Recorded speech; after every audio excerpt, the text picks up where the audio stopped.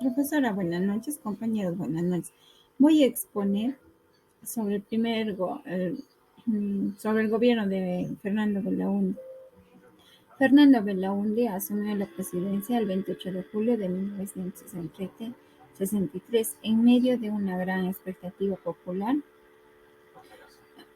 contando con el apoyo de la Iglesia, las Fuerzas Armadas y los más importantes medios de prensa, que prometió realizar a los primeros 100 días las reformas más importantes en el país que esperaba. Su gobierno se caracterizó sobre todo por la realización de importantes obras públicas, especialmente en las áreas de viviendas y comunidades. En este último terreno destacó el inicio de la construcción de las carreteras marginales y la selva que unió la costa de las alejadas provincias del oriente peruano, especialmente San Martín, que se convirtió en un importante polo de desarrollo regional. Muchos pequeños y medianos proyectos fueron realizados por intermedio de cooperación popular, contando con el aporte del trabajo comunitario de sus beneficiarios y el apoyo de jóvenes universitarios, pero también existieron factores internos del gobierno que explica el fracaso del proyecto reformista. El importante funcionarios del gobierno de las denuncias contra el arreglo de la Internacional Petrolera, por los conocimientos que tenía el BRAE, sobre todo la falta de firmeza política frente a sus opositores económica dentro de la línea de la aplicación de medidas en el marco de las propuestas de los principales organismos financieros, especialmente en el gobierno.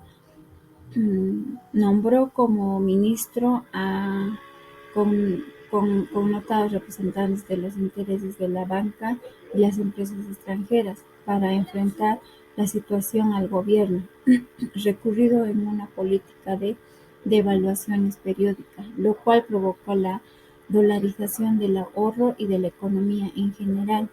Se establece sobre tasas del 15% al importante de la política del Perú, de apertura de la banca nacional y la inversión de capital extranjera. Por ello, solo postergó el problema parte de los nuevos préstamos. Se orientó a cubrir el continuo déficit y a la aplicación de una política tributaria que ponía en énfasis en los incrementos de los impuestos indirectos, el 50% en 1980.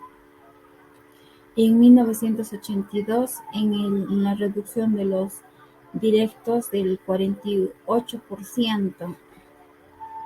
La política monetaria se aplicó y restringió el consumo que se consideraba que había un exceso de demanda, logrado una, una recesión del sector productivo, por lo que no hubo reducción de la inflación de todo lo requerido, ya que desde 1981 se había iniciado cambios de liberación sobre los precios que controla el Perú. En su gobierno también se dio la aparición del Sendero Luminoso. En una semana antes de las elecciones generales de 1980 aparecieron numerosos perros colgados con los carteles que tenían los nombres de los políticos. Carteles que realmente amenazaban si los políticos no le querían apoyar al Sendero, principalmente líderes del gobierno chino, hecho que sorprendió a la mayoría, pero del cual no se dio mayor explicación más adelante. El 17 de mayo, en la plaza central del pueblo de Chusqui, Ayacucho, un pequeño grupo armado quemó las ánforas que se iba a utilizar en las elecciones del día siguiente. Este acto simbólico, Sendero Luminoso, por entonces un grupo reducido con armamentos obsoletos, sin experiencia en el campo militar, dio inicio a su lucha armada, sin conciliar mayor atención, ya que la mayoría de los partidos políticos y el gobierno estaban preocupados por la campaña electoral y hubo o atacaron a las personas cercanas de cerca Ayacucho. Y también se quemaron algunos documentos respecto al que se dio a los servicios de la inteligencia. Y obras del gobierno Belaúnde. En su gestión se amplió la central hidroeléctrica del Cañón del Pato en Ancash y se inició la del Mantero en Huancavelica.